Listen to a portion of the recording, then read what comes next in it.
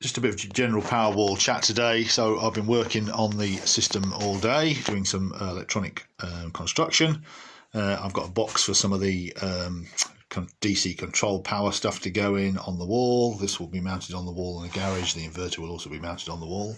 So here we have the slave, and this is the module which is going to be in the garage, and I've been adding various control bits and bobs to this. So we have the opto control now for the charger here, and we also have a relay on here as well. We have the current sensor inputs for the I'm going to use the phase current sensors again, and we have this one here which is going to be the contactor controls, etc.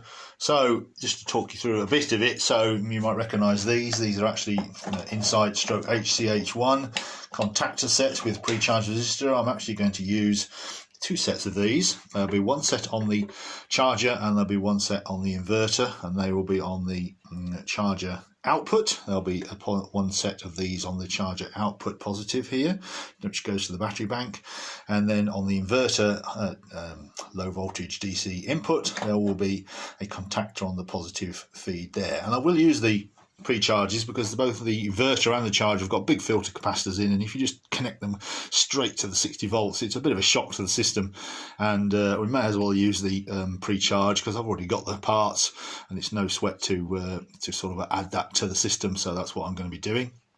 Also gives you another level of safety and control as well, which we'll come to in a second.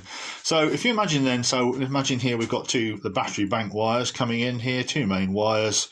So the positive feed is going to go through a 100 amp standard insight fuse, DC fuse, and then the positive and negative feeds from the battery bank here will go through just two isolation switches so that you can completely isolate the battery bank if you want.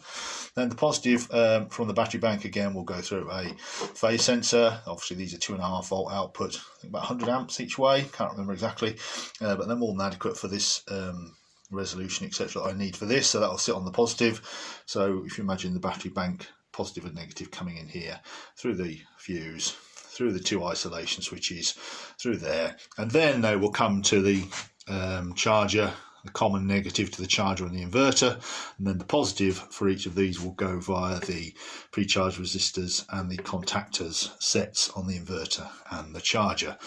We also have a mains solid state relay here which controls the mains input into the charger. So we've got a lot of levels of sort of control and potential safety etc as we've already talked about.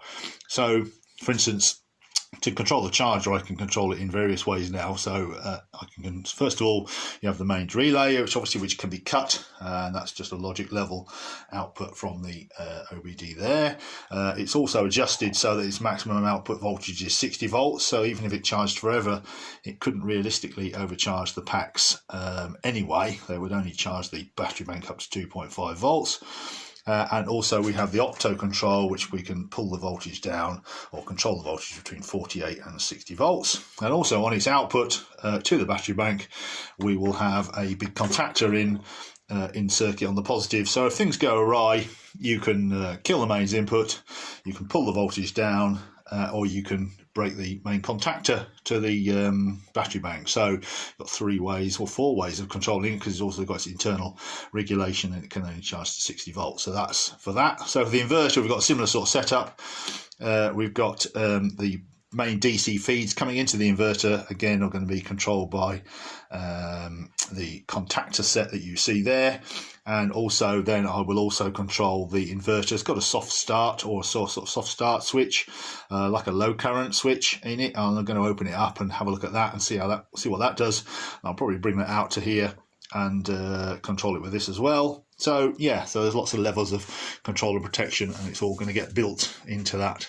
A lot of this will be built into this box, the sort of high current, low voltage 60 volt stuff, and then the rest of it will go on the wall in the garage, and this will go on the wall underneath, and then obviously that's connected by network cable to the master, which is going to be inside the house, and the battery bank will be at the back of the house against the back of the garage wall, but I haven't built that yet because the weather's not been so good. So that's where we are. Lots of work going on, just tinkering around.